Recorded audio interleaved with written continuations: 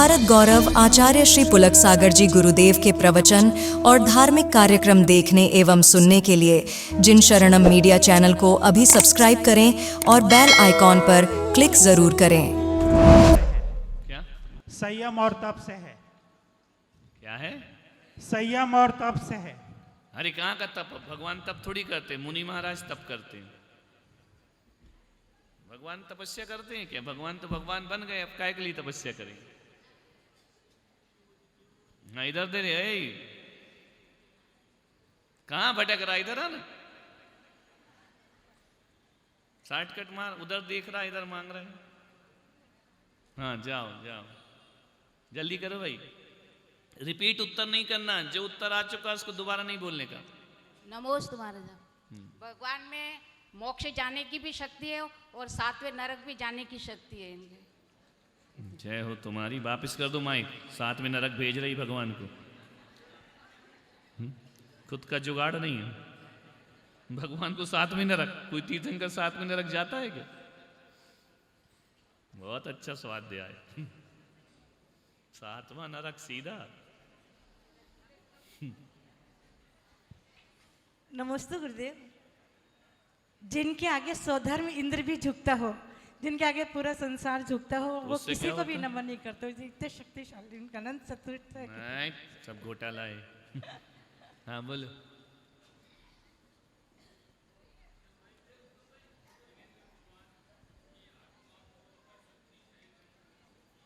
हाँ हाँ माइक में बोलो अच्छे से, जरा लोगों को ही पता पड़े तुम्हारा ज्ञान। भगवान ने अपनी शक्ति को जागृत कर दिया है और उनमें हर दुख को सहन करने की शक्ति है।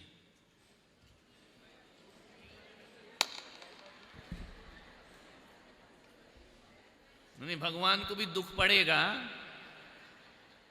वो दुख को सहन कर रहे हैं। अब कह रहे भगवान में अनंत सुख है, तो दुख की जरूरत क्या है उनको सहन करने की?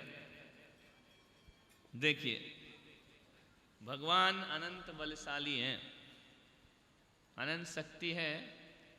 उसका पता कब लगता है?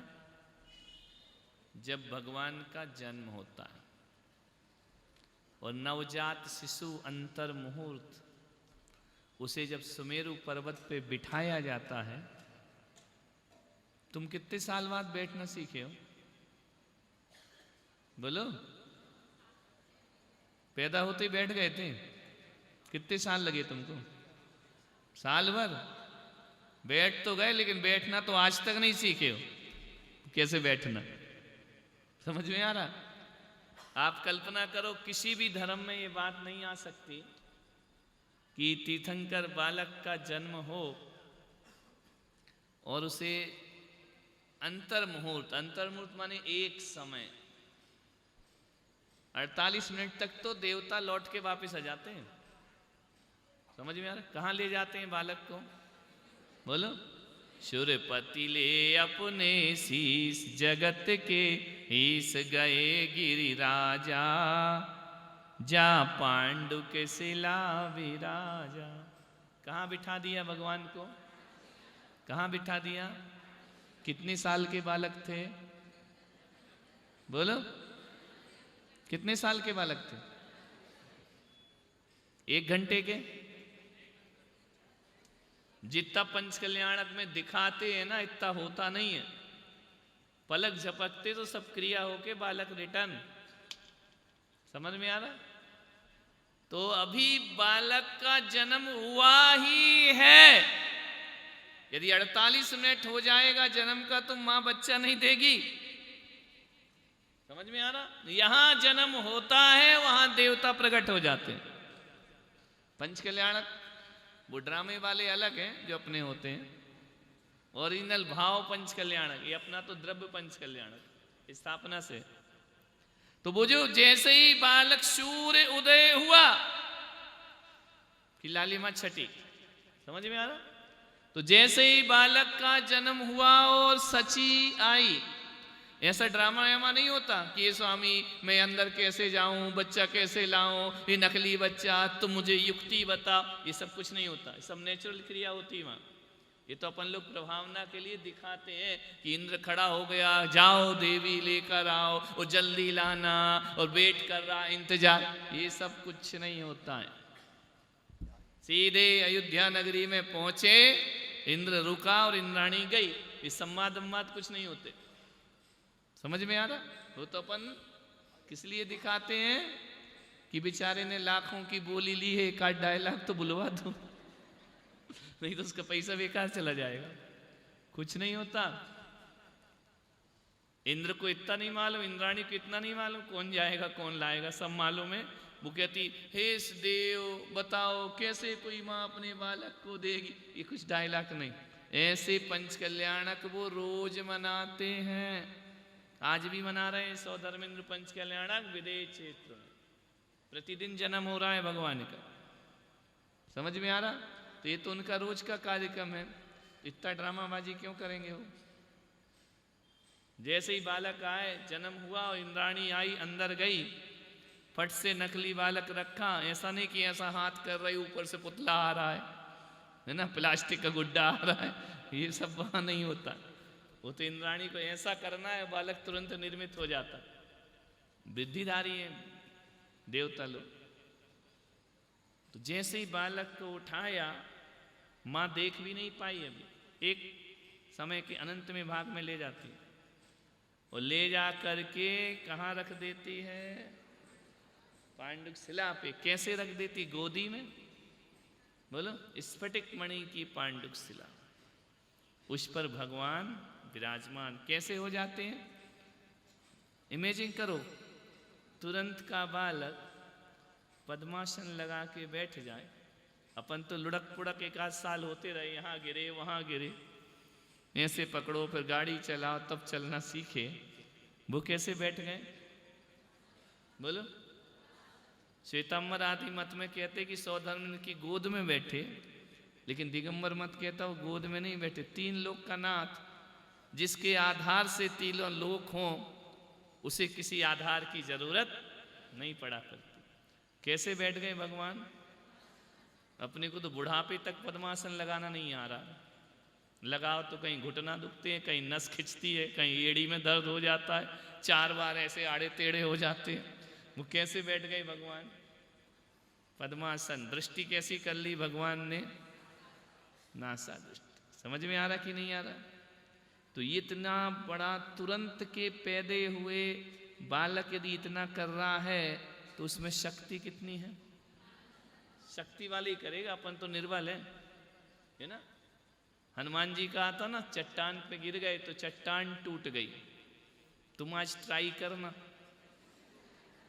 4थी मंजिल से कूदने का, क्या होगा? कर मत लेना कहानी पढ़ के, है ना। वो ही कर सकते हैं जिनमें अनंत शक्ति है। वज्र वृषभ नारायण सहनन। कैसा सहनन? वज्र के समान। पत्थर पे गिरे तो पत्थर टूट जाए। समझ आ रहा? उनको खरोंच भी आने वाली। तो भगवान कितनी शक्ति के स्वामी है। तो शक्ति में क्या है? जब भगवान पद्मासन लगा के वहां पर बैठ गए, स्मित मुस्कान लिए हुए, कभी कल्पना किया करो ऐसे क्षणों की। असंख्यात पुण्य बढ़ता है इन कल्याणकों को स्मरण में करने से। फिर क्या होता है? बिठा दिया ऊपर भगवान को, फिर क्या हुआ? चहु योजन चौड़ाई वाले, वसु योजन गहराई वाले, एक योजन मुख के कलश ढरे जिन माथा, नहीं जरा डिगे शिशुनाथा। कितना बड़ा कलश? 4 योजन चौड़ा। उसका पेट कितना? 4 योजन कितने का? 1 योजन कितने का? 1 योजन कितने का? 4 कोश, है ना। तो 4 योजन कितने का हो गया? 16 कोश। 1 कोश कितने का? पहले चलते, अब तो किलोमीटर चल गए। पहले क्या चल, कितने कोश है? तो 1 कोश कितने का? बोलो। कोश कितने का? 3 मील का। मील फिर कोश। अब 4 योजन चौड़ा। ऋषभदेव डूब जाएगा। 8 योजन गहरा, और उसका जो मुंह है वो 1 योजन। 4 कोश का तो मुंह है। ऐसे कितने कलश? कल्पना कर रहे हैं या नहीं? कितने कलश? एक के बाद एक या एक साथ? एक साथ। 1008 भुजाएं बनाता है सौधर्म इंद्र, और एक साथ भगवान के ऊपर ऐसा लगता है कि जैसे कोई बांध फूट गया। समझ में आ रहा? उसमें भगवान कैसे बैठे रहते हैं? आनंद के साथ। ये उनका अनंत बल है। क्या है? किसका? कौन से भगवान का? तीर्थंकर भगवान। कितना बल है?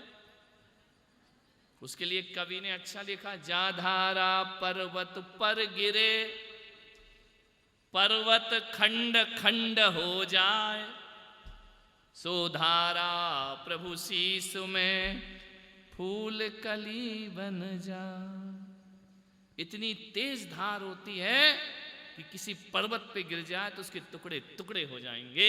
लेकिन भगवान की शक्ति ऐसी है कि वह धारा भगवान के शीश पर फूल कली के समान बरसती जाती है।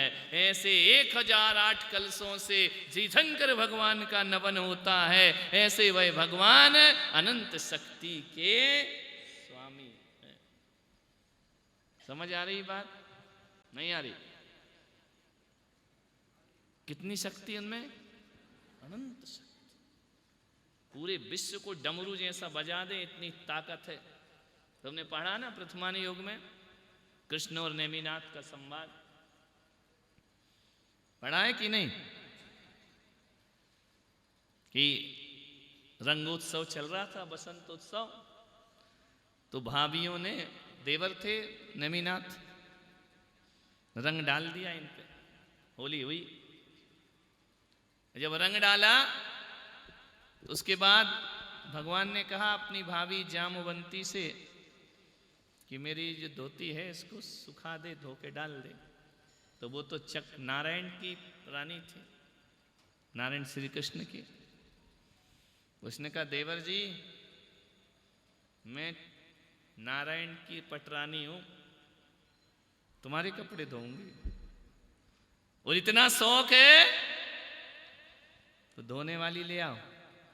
ऐसे ही रही होगी, ऋषभदेव में भी ऐसे ही चलता। क्या करूं? जामवंती, रुक्मणी, सत्यभामा, ये पटरानियां थी नारायण कृष्ण की, 16,000 रानियां। तो बोले कौन नारायण? बोले वो नारायण जो शेषनाग की सैया पर विश्राम करते हैं, वो नारायण जो सुदर्शन चक्र चलाया करते हैं, वो नारायण जो गांडीव धारण किया करते हैं, वह नारायण जो क्या कराते हैं? शंखनाद किया करते हैं। इतनी महिमा नारायण की? बोले हाँ। बोले अच्छा। गए दौड़े दौड़े अयोध्यशाला में, काय पे लेट गए? शेषनाग की सैया पर। क्या किया? धनुष की जो प्रत्यांचा है, जिसे कृष्ण हाथ से चढ़ाते थे, उसे नेमिनाथ ने पैर के अंगूठे से चढ़ा दिया। और जिसे कृष्ण मुंह से बजाते थे, उस शंख को नारायण श्री नेमिनाथ ने नाक से बजा दिया। और वह सुदर्शन चक्र जिसे कृष्ण इस उंगली से घुमाते थे, उसे उन्होंने छोटी उंगली से घुमा दिया। दिखा दिया कि तीर्थंकर कैसे होते हैं। कैसे होते हैं? अनंत शक्तिशाली। उनका मुकाबला कोई भी नहीं कर सकता। क्लियर हुआ? भगवान के पास क्या क्या होता है? ज्ञान कितना होता है? दर्शन कितना होता है? सुख कितना होता है? और शक्ति कितनी होती है? अनंत शक्ति। किसमें? बोलो। तीर्थंकर भगवान। क्या क्या चीज हो गई उनमें? 18 दोष होते नहीं, 4 बाहर के भगवान, बाहर से, स्त्री नहीं, पुत्र नहीं, धन नहीं, अस्त्र नहीं, शस्त्र नहीं, 2 मुद्राएं, बाकी कोई मुद्रा नहीं। और होता क्या है? 4 अनंत चतुष्टय। वो कौन होते हैं? बोलो। तीर्थंकर भगवान। 3 लोक में भी इनके जैसा शक्तिशाली कोई और नहीं।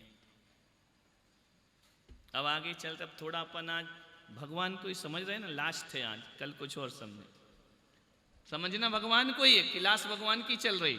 तुम लोग को समझने में तो वक्त की बर्बादी है, वो समझ भी ले तो मिलेगा क्या, है ना? वही कूड़ा कचड़ा, राग देश क्रोध मान माया। इसलिए पूरा जीवन अपना का किसको समझने में लगा देना चाहिए? भगवान को समझने में, तो अपना कल्याण होगा। थोड़ा रिवीजन। भगवान को बीमारी नहीं आती, आती है क्या? क्यों? बोलो बोलो। भगवान को बुढ़ापा क्यों नहीं आता?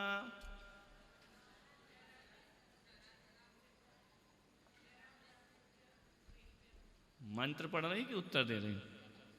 भगवान को बुढ़ापा क्यों? अभी तो अपन ने सीख लिया 18 दोष, पर क्यों नहीं होते इसको समझना महत्वपूर्ण है। भगवान बूढ़े क्यों नहीं होते?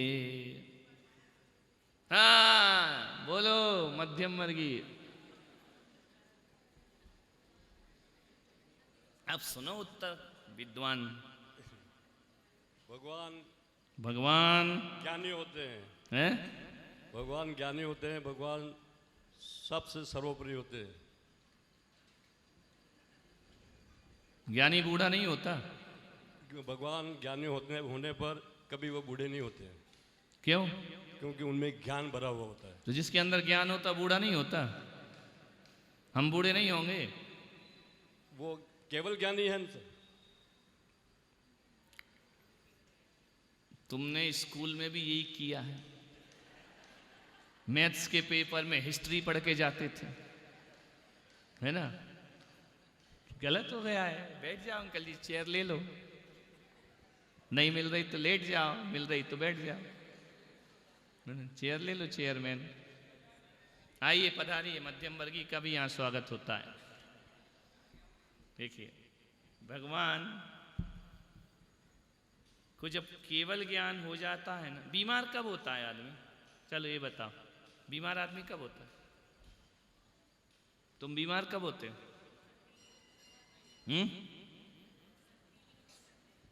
अरे फालतू की बात मत करो। बीमार कौन होता है? बीमार कब? तुमको बीमारी कब आती है? क्या माइक देना है? ऐसे समझ में आ रहा है कि हम कोई केवल ज्ञानी थोड़ी है। क्यों होते हम बीमार? फिर तुम ही बोलोगे, बोलो। पीछे ही पड़ जाओ तुम भी। हाँ बोलो। सारी चिंताओं से ग्रस्त होता है। अरे कहाँ की चिंता फिंता, तुम भी लगे यार। बीमारी की बात करो, तुम टेंशन की बात क्यों कर रहे हो? आदमी बीमार कब होता है? प्रैक्टिकल बात करो तो भगवान समझ में आएंगे। परिवार की सारी समस्याओं को, वो तो तुम्हारा अंत होना नहीं है परिवार का, तो बीमारी का अंत होगा नहीं। फिजिकल बीमार का, पारिवारिक तो मेंटली बीमारी है। फिजिकल शरीर में रोग प्रतिरोधक क्षमता कम हो जाती है। कब हो जाती है कम? कम इसलिए होती है कि शरीर में उन बीमारी से लड़ने तुमने मेडिकल पढ़ा है? क्षमता नहीं होती है, इसलिए। वैद्यराज डॉक्टर हो, इतनी व्याख्या क्यों कर रहे हो? बोलो। नमोस्तु गुरुदेव। जब शरीर बूढ़ा हो जाता है, जवान बीमार नहीं होते, बच्चा बीमार नहीं होता, बूढ़े ही बीमार। उनकी बूढ़ों की हालत खराब कर दो तुम्हें ना, नहीं है तो कर दो बीमार की। बूढ़े हो, शर्म आना चाहिए तुमको, बीमार होना चाहिए।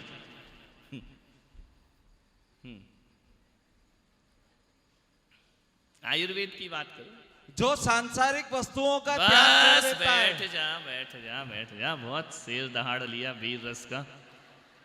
सांसारिक वस्तु महाराज जी, पाप कर्म का उदय आता है तब बीमारी वेदनी कर्म का उदय से, कर्मों के उदय से होता है बीमारी। कलाकार बैठ जाओ। बीमारी जब भी आती है किसी भी व्यक्ति को, 3 चीजों से आती, वात, पित्त और कफ के डिस्टर्ब होने से। किससे आती है? किसके डिस्टर्ब होने से आती है? किसके? ये जो धातु हैं जब ये डिस्टर्ब हो जाती हैं तो बीमारी आती है। समझ में? क्या क्या चीज शरीर के अंदर क्या है? साइंस पढ़ो, मेडिकल। क्या क्या चीज है? वात, पित्त, कफ। वात यानी वायु, गैस। पित्त जो भड़कता है, तेजाब। और कफ, श्लेष्म, है ना? ये 3। देखो, कभी देखा तुमने, कभी किसी डॉक्टर और वैद्य को हाथ दिखाया? बोलो हाँ या नहीं। दिखाया है ना? कहाँ पकड़ता है? नाड़ी में कितनी उंगली रखता है? ले वो कह रही 2 रखता है। कितनी रखता है? 3 रखता है। नहीं है तो अब देख लेना कितनी उंगली रखते हो। वात, पित्त, कफ। समझ में आ रहा? क्या चेक करते हो नाड़ी से? ये 3 में एक वात है, एक पित्त है, एक कफ है। जो ज्यादा यूं यूं उचक रही है वो प्रॉब्लम है तुम्हारी। समझ में आ रहा? वो सामान्य है तो आप निरोग है। क्लियर हुआ? नाड़ी वैद्य, नाड़ी वैद्य चाहे मेडिकल वाला हो, एलोपैथी वाले भी क्या देखते हैं? बुखार उखार होते हैं हाथ रखते हैं ना, अपने रखो जरा हाथ, हल्का सा रखना, तोड़ मत देना नस। ऐसे 3 उंगली यहां रखो, यूं यूं लग रहा है कुछ, चलो तुमको डॉक्टर बनाओ। हो रहा है कि नहीं हो रहा है? ये तो ढंग से रखोगी तो होगा ना। इधर रखोगी, नाड़ी कहाँ है? पता चल तुम इधर रख रही हो, इस तरफ है ना नाड़ी। इसको हल्के से रखोगे तो धड़क रही है, धड़कती है ना। अब उससे अंदाज लगाते हैं कि कितनी देर में धड़क रही है। 1 मिनट में कितनी बार धड़कती है? 1 सेकंड में। समझ में आ रहा? वो कम ज्यादा होती है तो बीमारी है। काय की बीमारी है? वात, पित्त। 3 ही बीमारी। इससे ही सारा कैंसर, इससे ही कोलेस्ट्रॉल, इससे ही शुगर, जो कुछ होता है इन 3 धातुओं से होता है। समझ में आ रहा कि नहीं आ रहा विषय? तो भगवान जो जब हमारे वात, पित्त, कफ स्थिर रहते हैं तो हम स्वस्थ रहते हैं। जब वो अस्थिर हो जाते हैं, अब वो अस्थिर कैसे होते हैं? बाहर के वातावरण से भी हो जाते हैं, खान पान से भी हो जाते हैं, टेंशन से भी हो जाते हैं, एक्सीडेंट से भी हो जाते हैं। तो ये सब चीज पेट में क्या हो जाती है? धातु में डिस्टर्ब। क्लियर हुआ? अब अपन समझते हैं कि भगवान की नाड़ी नहीं धड़कती होगी क्या? बोलो। श्वासोच्छ्वास प्राण तो होगा ना, उनको सांस तो लेते हैं कि नहीं लेते हैं? तो नाड़ी भी धड़कती होगी कि नहीं धड़कती होगी? हाँ या ना बोलो। तुम थके थके से क्यों बैठे? बंद हो गई कि नाड़ी? बंद हो गई तो एक व्यवस्था करें, फिर बुलाएं पंचों को। तो धड़क रही है ना तो आवाज करो। कभी भगवान जो बनते हैं ना, हमारी देह कौन सी है? औदारिक देह। कौन सी देह है? हमारा शरीर कौन सा है? कौन सा शरीर है? औदारिक शरीर किसे कहते हैं?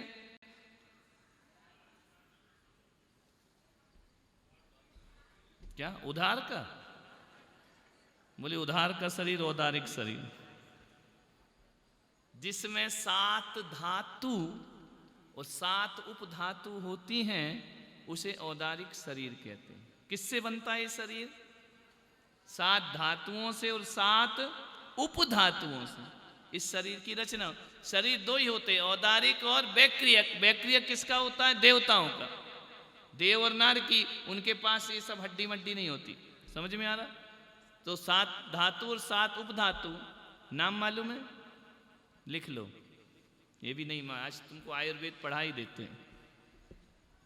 7 धातु कौन कौन सी होती हैं? गूगल में सर्च मत करो यार, हमारा पढ़ लो। 7 धातु कौन सी होती हैं?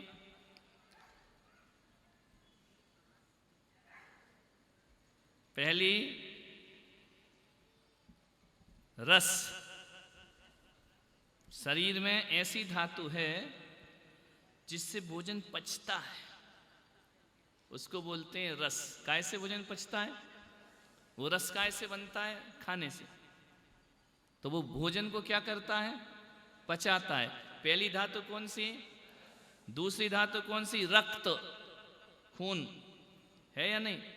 देवताओं के शरीर में खून नहीं होता, उनके शरीर में रस नहीं होता। किसके शरीर में होता है? मनुष्य और त्रियंच, जानवरों के भी खून होता है ना, अपने भी होता है। नरकों में नहीं होता, देवों के नहीं होता। 4 गतियों में 2 गति वाले जीवों का औदारिक शरीर है। कौन कौन सी? बोलो। मनुष्य और पशु गति, इनका 7 धातुओं से शरीर बनता है। पहली धातु कौन सी? दूसरी धातु कौन सी? रक्त। तीसरी मज्जा। मज्जा किसे कहते हैं? हड्डी को मज्जा थोड़ी कहते हैं। नहीं नहीं, मज्जा यानी जो हड्डी के अंदर एक पदार्थ होता है, वो अंदर गूदा जैसा होता है, वो हड्डी को जोड़ता है, टूट जाए तो। समझ में? उसको मज्जा कहते हैं। हड्डी के अंदर जमा हुआ पदार्थ। और मांस, मांस तो जानते ही, मांसपेशियां जो अभी बोल रहे उसको मांस बोलते हैं। समझ में आ रहा? और मैद, मैदा, मैदा यानी चर्बी। चर्बी कहते हैं इसकी बहुत चर्बी बढ़ गई, इस साइड में निकल आते हैं ना चर्बी से, ये चर्बी होती। और हड्डी और वीर्य, कितनी धातु हो गई? कौन कौन सी? रस, रक्त, मज्जा, मांस, मैद, मैद यानी चर्बी, और हड्डी, वीर्य। महिला है तो रज, पुरुष है तो वीर। समझ में आ रहा? ये कितनी धातु हो गई? कितनी धातुएं हो गई? कितनी धातुएं हो गई? इन धातुओं से मिलकर कौन सा शरीर बनता है? तो ये 7 धातु तुम्हारे शरीर में है या नहीं है? बोलो। हड्डी है, मांस है, मज्जा है, चर्बी है, खून है, रस है कि नहीं है? है ना? ये कितनी हो गई धातुएं? अब 7 उपधातु होती हैं, उनके नाम बताओ। इन 7 से तो शरीर बनता है और उपधातु उस शरीर में रहती हैं। तो उपधातु में पहली लिखो वात, पित्त, कफ। कितनी धातु उपधातु हो गई? कौन कौन सी? वात, पित्त, कफ। नस, ये बड़ी बड़ी नस जाती है ना, जिनमें अपन सलाइन डाल देते, बाटल चढ़ाते हैं, ब्लड बहता है जिसके अंदर, वो क्या है? नस। फिर स्नायु, पतली पतली जाल बिछा है पूरे शरीर में। समझ में आ रहा? और फिर होती है चमड़ी, चामड़ा रे हाथी घोड़ा, चामड़ारी पुतली। किसकी पुतली है ये उपधातु है। और एक होती है 7वीं उपधातु जठराग्नि, जिसे बोलते हैं हीट। शरीर में गर्मी है कि नहीं? जिस दिन ये गर्मी खत्म हो जाएगी उस दिन भोजन नहीं पचेगा, है ना?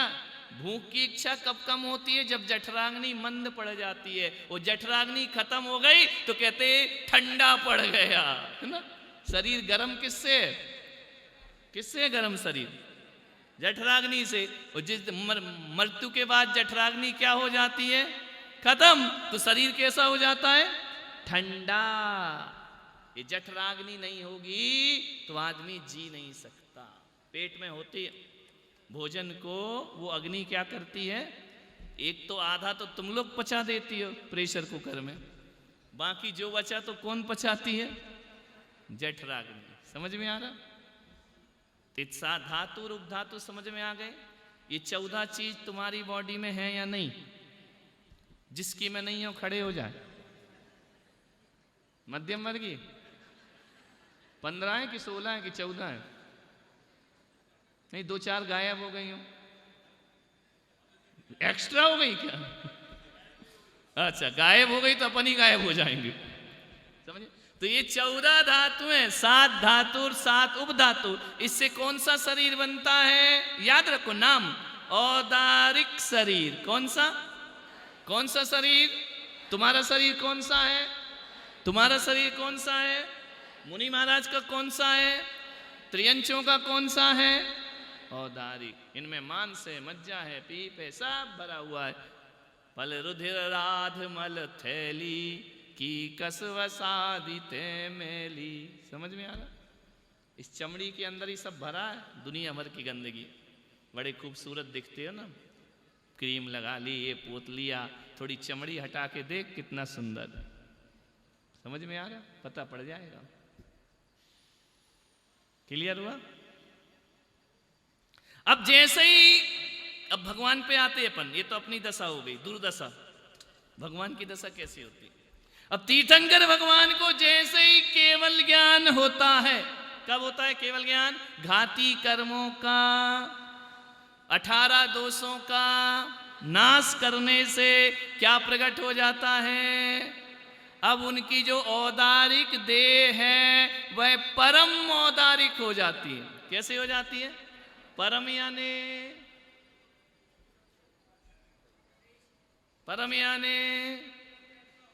है? हाँ, राइट।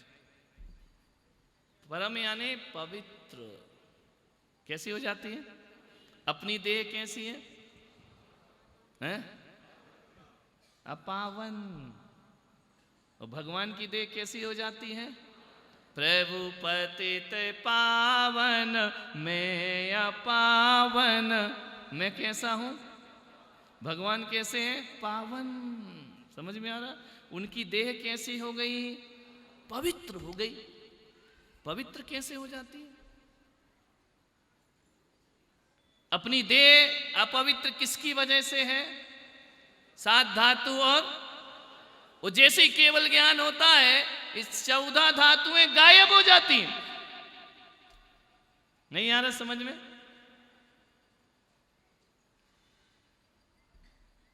क्लियर हो रहा है या नहीं? तो फिर वो जब 14 धातु में चमड़ी भी है, हड्डी भी है, तो ये सब गायब हो गई, तो फिर बचता क्या होगा? दिमाग लगा, सिद्धांत देखो जैन दर्शन का। चमड़ी गई तो क्या बचा? नसें गई, स्नायु गई, हड्डी गई, मांस गया, मज्जा गई, रज गए, वीर गया, कुछ नहीं बचा। तो फिर क्या बचा? आत्मा दिखती है क्या? तो बचा क्या?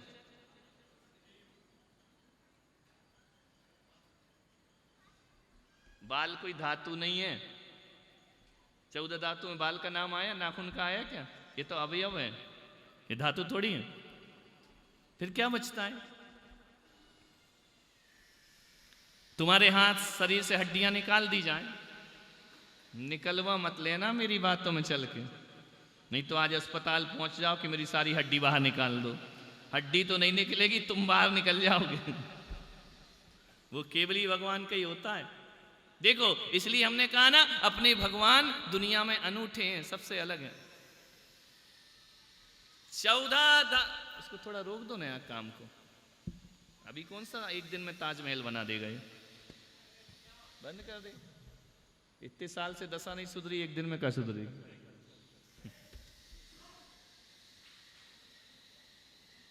समझ आ रहा कि नहीं आ रहा? अब कैसे हो जाते हैं भगवान? समझो, ये महत्वपूर्ण बात है। जिसे अपन भगवान मानते, जिसकी पूजा कर रहे, भक्ति कर रहे, अपन को भगवान का स्वरूप ही नहीं मालूम, तो काय के पुजारी? उनके बारे में जानते ही नहीं। कभी तुमने स्फटिक मणि की मूर्ति देखी? बोलो हाँ या ना। स्फटिक भी छोड़ो, कांच की देखी? ट्रांसपेरेंट कांच। उस कांच के अंदर और बाहर का स्वरूप देखना। कांच में ऊपर चमड़ी है? नहीं। जो कुछ भी है वो कांच या स्फटिक मणि ट्रांसपेरेंट है। कैसा है? कैसा है? पारदर्शी। परम औदारिक शरीर पारदर्शी हो जाता है। कैसा हो जाता है? कैसा हो जाता है? शास्त्रों में लिखा स्फटिक मणि के समान शरीर। अब उस कांच की मूर्ति में हड्डी दिखती है, बोलो, नसें दिखती हैं, खून दिखता है, ले जा भाई उसको बाहर। बहुत बढ़िया। बच्चा है, बच्चे का बाप थोड़ी कि एक आंख में चुप हो जाए। बच्चे के बाप को आंख दिखा तो बेचारा चुप हो जाता है, बच्चे नहीं होते। समझ आ रहा? तो जो स्फटिक मणि की मूर्ति है उसमें आपको हड्डी दिखती है क्या? कौन सी धातु दिखती है? कुछ भी नहीं दिखती ना। तो हमारे अरिहंत भगवान भी ऐसे ही हो जाते हैं। अंतर इतना होता है, स्फटिक मणि की मूर्ति अचेतन है, वो चेतन होते हैं। समझ में आ रहा? स्फटिक मणि की मूर्ति स्थिर है, वो फ्लेक्सिबल होते हैं, उनके हाथ हिलते हैं, चलते हैं, लेकिन उनके अंदर होता कुछ नहीं है, केवल प्राण होते हैं। क्या होते हैं? क्या होते हैं? प्राण होते हैं। सांस भी लेती है। समझ में आ रहा? स्वाक्षोश्वास प्राण। कौन सी मूर्ति? स्फटिक मणि की चैतन्य मूर्ति, जिसके अंदर भगवान यदि यहां बैठे हैं ना तो उनके उस पार का भी दिखेगा अपने को। इतने ट्रांसपेरेंट हो जाते हैं, उनमें अपने जैसी बेईमानियां नहीं होती कि छिपा के कुछ रखो, दिखा के कुछ रखो। भगवान जैसे बाहर होते हैं, भगवान वैसे भीतर दिखाई। इतनी पवित्र देह भगवान की हो जाती है, स्फटिक मणि की देह। अब उसमें क्या क्या नहीं है? रस नहीं है, रक्त नहीं है, मज्जा नहीं, कुछ भी नहीं है। आर पार दिखता है भगवान। समझे? उनका ज्ञान भी ऐसे ही आर पार हो जाया करता है। ऐसे पवित्र कौन से परमात्मा होते हैं? तीर्थंकर परमात्मा। और उनके इस स्वरूप का जो ध्यान करता है वह सर्वोत्कृष्ट धर्म ध्यान होता है। ऐसा जो ध्यान करता है वह जीव असंख्यात गुणी कर्म की निर्जरा कर देता है। ऐसा शरीर क्यों है उनका? अब प्रश्न होगा। क्योंकि उनके किसका नाश हो गया है? 18 और 18 दोषों में ये सारे चीज गई, रक्त पित्त वात सब नष्ट हो गई। किसके बल पे हुई? तपस्या करके, घाती कर्मों का नाश करके भगवान की देह कैसी हो गई? अब समोसरण में कल्पना करो, जब अरिहंत भगवान बनते हैं, स्फटिक मणि का कमल होता है, उस पे स्फटिक मणि का सिंहासन होता है, और उस पर भगवान की देह भी कैसी होती है? स्फटिक मणि के समान। कैसी देह हो गई भगवान की? उस पर क्या होता है?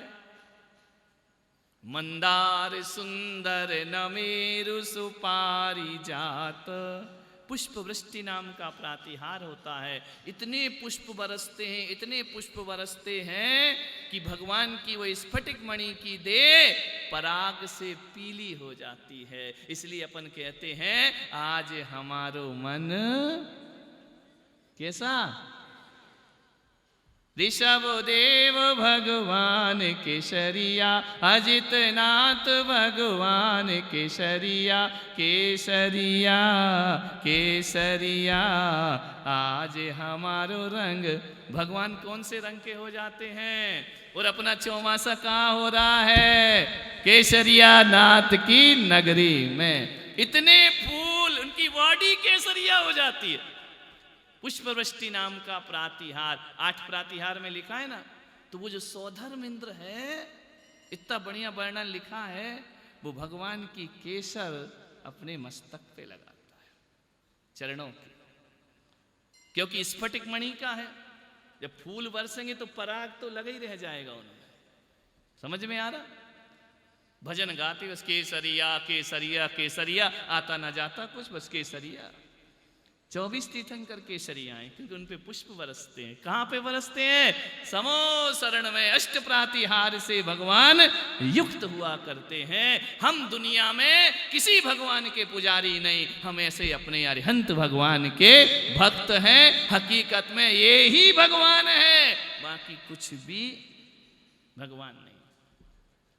कैसा लग रहा है? बोलो। अपने भगवान के प्रति बहुमान आ रहा कि नहीं? कैसे हैं हमारे अरिहंत भगवान? कैसे हैं ऋषभदेव, कैसे हैं अजितनाथ, कैसे है संभवनाथ, समझ में आ रहा? ऐसा कभी तुमने भगवान को समझा ही नहीं है। तुम तो ऐसे ही समझते कि जाओ जय हो पानी डाल दिया, जय हो जयकार जय जयकार, वो बदन उधर अब गा है कलश दस, बस गा पी के आ गए। ऐसा नहीं होता। ऐसे हैं अरिहंत भगवान। समझ आ रहा? ऐसा शरीर तुमको चाहिए? बोलो।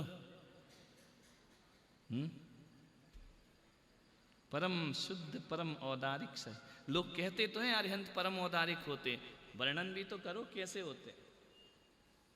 फ्लेक्सिबल चलते हैं तो पैर चलते हैं, हाथ चलते हैं, लेकिन होता अंदर उनके ऐसे विचित्र देह है भगवान की। समझ आ रहा? कौन से भगवान का? जैन कौन भूल गए? जो जिनेंद्र भगवान को मानता। जिनेंद्र भगवान कौन? अरिहंत और सिद्ध। अरिहंत कौन? जो 18 वीतरागी। वीतरागी कौन? जो 18 दोषों से रहित होता है, उसके घातीय कर्म का नाश हो जाता है। और घातीय कर्म का नाश होने से उनकी देह कैसी हो जाती है? परम औदारिक देह। कैसी हो जाती है? अपन बोलते ना, ये शांत राग रुचि भी परमाणु विश्वम निर्मापितास्त्र भुवनेक तावन्ते एव खलु ते प्रणवः पृथिव्यान् यत्ते समानमपरम नहीं। हे अरिहंत भगवान, तुम्हारे जैसा रूप संसार में किसी को प्राप्त। अब बोलो हम बहुत सुंदर हैं। कौन होते हैं सुंदर? बोलो। ये सड़े सड़ाए से नाक बह रही, कान बह रहे, आँख का कीचड़ नहीं मिट रहा, हम बहुत सुंदर हैं। मुंह से दुर्गंध आ रही है, मंजन नहीं किया है, सड़ रहा है, हम बहुत सुंदर है। खाक सुंदर हो, सुंदर ये होते हैं। समझ में आ रहा? अत्यंत सुंदर शरीर। क्लियर हो रहा? अब बताओ, जिसकी बॉडी में कुछ है ही नहीं तो वो बीमार होगा या नहीं? क्लियर हो गए ना? 18 दो सब समझ में आएंगे। जिसका शरीर स्फटिक मणि के समान है, उसके बाद पित्त तो है ही नहीं, तो डिस्टर्ब का सवाल ही नहीं। तो भगवान रोगी हैं या अनंत निरोगी? उनको कोई रोग। अब ऐसे स्फटिक शरीर को बुढ़ापा आएगा क्या? सारे दोष निकल जाएंगे। ध्यान रखना, बूढ़े नहीं होते। अपना शरीर, अपन बूढ़े होंगे कि नहीं? अपना शरीर कैसा है? कौन नहीं होते बूढ़े? परम औदारिक शरीर। समझ में आ रहा कि नहीं आ रहा है? दो चीज समझ में आ गई। उनको कोलेस्ट्रॉल बढ़ेगा क्या? अटैक पड़ेगा क्या? बोलो। शुगर होगी क्या? जब उनकी बॉडी में कुछ है ही नहीं, होगा क्या? कोई भी रोग नहीं होंगे किसी पर। टेंशन होगा क्या? मन भी निकल गया, मन भी नहीं, कुछ नहीं, हार्ट मार्ट कुछ नहीं। जब हार्ट है ही नहीं तो अटैक काहे में पड़ेगा? इसलिए उन्हें खाने की जरूरत है क्या? बोलो। भोजन की जरूरत है? जरूरत है, कुछ भी उनको जरूरत नहीं। भूख प्यास लगेगी क्या? है? जब जठराग्नि नहीं है, आते ही नहीं है, हड्डियां ही नहीं है, तो कौन खाएगा? लगेगी भूख प्यास? प्यास भी नहीं लगेगी। समझ में आ? अब वो किसी से डरेंगे क्या? मालूम है उनका अतिशय क्या है? जो भी भगवान को चराचर पदार्थ, इस परम औदारिक देह को छूने के लिए आगे बढ़ता है, भगवान 4 अंगुल पीछे हो जाते हैं। कैसे हो जाते हैं? ऑटोमेटिक। स्फटिक मणि के सिंहासन पे भगवान कैसे बैठे? अंतरिक्ष विराजिया, 4 अंगुल ऊपर बैठे हैं। उन्हें अजीव भी नहीं छू सकता, उन्हें जीव भी नहीं छू सकता। सौधर्मेंद्र जो रज लगाता है ना, वो गिरी हुई लगाता है, टच करके छू तो सकता ही नहीं, केवल ज्ञान होने के बाद। जहां से भगवान का श्री विहार होता है ना, तो पूरी गलियां परागों से भर जाती, इतनी पुष्प वृष्टि होती। और अपने यहाँ मरे जाते, फूल नहीं करो, ये नहीं करो, वो करो। आगम मागम आता नहीं है। फूल नहीं चढ़ाओ तो ये नहीं चढ़ाओ तो वो, कौन समझाए मूर्खों को। पूरी गलियां फूलों से सुगंधित हो जाती, 10 दिशाएं सुगंधित हो जाती हैं जहां भगवान का श्री विहार हुआ करता है। पूरी गलियां परागों से भर जाती, इतनी पुष्पवृष्टि होती। पुष्पवृष्टि प्रातिहार्य कब होता है? सुबह शाम थोड़ी होता है। जब तक भगवान को केवल ज्ञान है, मोक्ष नहीं हो रहा, निरंतर बरसते रहते। चलेंगे तो बरसेंगे, बैठेंगे, उपदेश हो रहा तो भी पुष्पवृष्टि चली रही है, मंद मंद गिर रहे फूल उनके ऊपर। समझ में आ रहा? समझ पड़ी? भगवान समझ में आ रहे हैं जैनों के कैसे होते हैं? बोलो। अब उनको डर होगा किसी का? क्यों?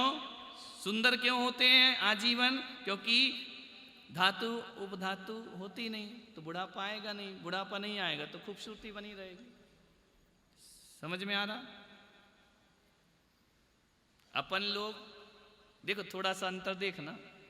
आज अपनी घर में जाके, घर में क्या को मोबाइल में लगी होगी, अपनी फोटो देखना है ना, और फिर अपने को देखना। फोटो अच्छी लगती है, तुम अच्छे लगते? बोलो बोलो फटाफट। हैं? फोटो में सुंदर दिखते कि हकीकत में दिखते? फोटो में दिखते ना, और फिल्टर और लगा दो, है तो ऐसी काली माई भी ऐसी गोरी दिखेगी। और उसी चक्कर में लड़के मर जाते हैं। जब मिलती है तो देखते भाई ये तो मामला ही दूसरा है। कोई भी दुनिया में इतना सुंदर नहीं होता जितना फेसबुक में दिखता है, और कोई भी दुनिया में इतना बदसूरत नहीं होता जितना आधार कार्ड में दिखता है। सबसे बुरा तो आधार कार्ड में दिख, इतना बुरा तो कोई नहीं होता है। समझ में आ रहा कि नहीं? वो इतना सुंदर भी नहीं होता, फेसबुक के लफड़े में आ जा, है ना। तो अपनी फोटो देखो, अपन फोटो सुंदर है, अपन सुंदर नहीं है। समझ में आ रहा? और इसका उल्टा करो, भगवान की मूर्ति जितनी सुंदर है उससे लाख गुने सुंदर भगवान हुआ करते हैं। ध्यान रखिए, फोटो से ज्यादा सुंदर अपन नहीं है, लेकिन भगवान के साथ कैसा है? जैसी सुंदर मूर्ति है, इससे कितने गुने, अनंत गुने सुंदर साक्षात भगवान होते। इसलिए कहते हैं ना, जिसकी प्रतिमा इतनी सुंदर वो कितना सुंदर होगा। बोलते हो कि नहीं? अपनी फोटो को देखना जरा, बोलना, जिसकी फोटो इतनी सुंदर। माथा फोड़ लेगा आदमी। नहीं, कभी बोल के देखना, जिसकी फोटो इतनी सुंदर वो कितना बंदर होगा। समझ में आ रहा कि नहीं आ रहा? ये भगवान में और अपने में अंतर है। अपनी केवल तस्वीर सुंदर है, और भगवान भीतर बाहर, उनके जैसी सुंदर कोई मूर्ति बना ही नहीं सकता दुनिया में। उन जैसा सुंदर कोई चित्र बना ही नहीं सकता दुनिया में। क्यों?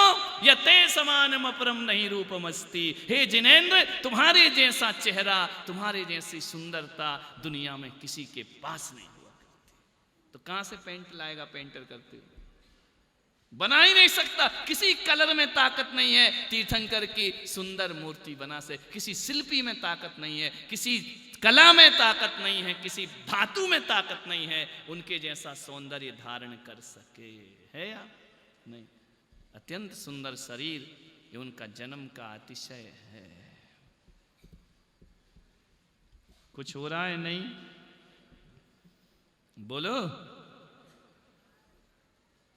भगवान समझ में आ रहे हैं? और उन्हें क्या समझ रखा था तुमने अभी तक?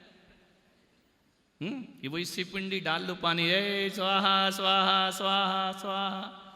नहीं, तीर्थंकर भगवान, उनका बहुमान, उनकी गरिमा, उनका वैभव, उनकी पुण्य वर्गणाएं, उनकी तपस्या, उनका रत्नात्रय दुनिया में ढूंढने चले जाना। जो तीर्थंकर अरहंत परमात्मा है, वैसा भगवान दुनिया में दूसरा कोई नजर नहीं आ सकता, है ना।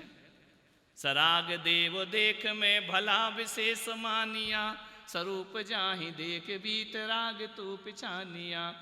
कालो ददी का काला पानी पीना चाहे कौन पुमान, क्षीर सागर का जल पाके तुम लोग कालो ददी का पानी पी रहे हो। हैं? ऐसे भगवान पाके यहाँ वहाँ अपना माथा रखते हो। पागलो, जन्म जन्म का पुण्य है जो तीर्थंकर के वंश में पैदा हुए। समझ में?